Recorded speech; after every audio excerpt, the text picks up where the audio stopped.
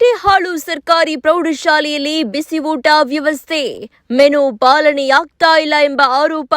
ಬಳ್ಳಾರಿ ಜಿಲ್ಲೆ ಸಿರುಗುಪ್ಪ ತಾಲೂಕಿನ ಕೋಟೆಹಾಳು ಗ್ರಾಮದ ಸಿದ್ದಲಿಂಗೇಶ್ವರ ಸರ್ಕಾರಿ ಪ್ರೌಢಶಾಲೆಯಲ್ಲಿ ಸರ್ಕಾರದ ಬಿಸಿಯೂಟ ಯೋಜನೆಯ ಮೆನು ಸರಿಯಾಗಿ ಪಾಲನೆಯಾಗ್ತಾ ಇಲ್ಲ ಎಂಬ ಆರೋಪ ಕೇಳಿಬಂದಿದೆ.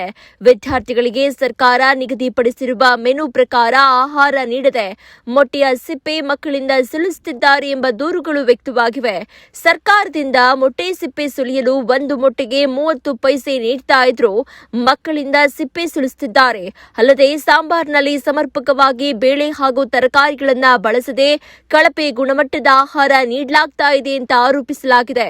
ಪೌಷ್ಟಿಕ ಆಹಾರ ನೀಡುವ ಉದ್ದೇಶದಿಂದ ಜಾರಿಯಲ್ಲಿರುವ ಬಿಸಿಯೂಟ ಯೋಜನೆಯಲ್ಲಿ ಈ ರೀತಿಯ ನಿರ್ಲಕ್ಷ್ಯ ಕಂಡುಬಂದ್ರೆ ವಿದ್ಯಾರ್ಥಿಗಳ ಆರೋಗ್ಯದ ಮೇಲೆ ದುಷ್ಪರಿಣಾಮ ಬೀರುವ ಸಾಧ್ಯತೆ ಇದೆ ಅಂತ ಪೋಷಕರು ಮತ್ತು ಸಾರ್ವಜನಿಕರು ಆತಂಕ ವ್ಯಕ್ತಪಡಿಸಿದ್ದಾರೆ.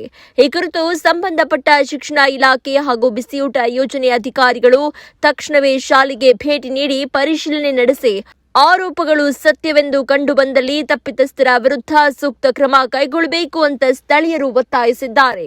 ಪವನ್ ಕುಮಾರ್, ಟೈಮ್ 9 ಕನ್ನಡ, ಸಿರುಗುಪ್ಪ. ನೀವು ಸಣ್ಣ ಆಗ್ಬೇಕಲ್ವಾ? ಅದು ಒಂದು ಉತ್ತಮ ಆಹಾರದಿಂದ ಸಣ್ಣ ಆಗ್ಬೇಕಲ್ವಾ? ಪ್ರತಿದಿನ ನಮ್ಮ ಜೀನಿ ಸ್ಲಿಮ್ ನ ಯೂಸ್ ಮಾಡಿ ಯಾವುದೇ ಸೈಡ್ ಎಫೆಕ್ಟ್ ಇಲ್ದಂಗೆ ನೀವು ಸಣ್ಣ ಆಗ್ತೀರಾ.